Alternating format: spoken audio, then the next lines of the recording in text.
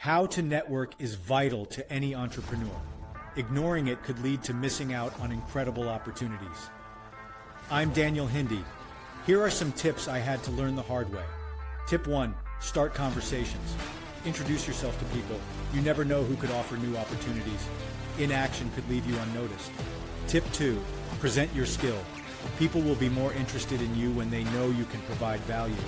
Not doing so can make you seem less valuable. Tip 3. Uncover the problem. Ask questions to find the issues your skills can solve. Failure to do this could lead you to provide unsuitable solutions. Tip 4. Build your knowledge triangle. Identify the top 3 books, seminars, and people on your subject. Ignorance of this could limit your growth potential. Tip 5. Use your knowledge triangle to build a network. Networking is a necessary step in becoming successful, and neglecting it could hinder your progress.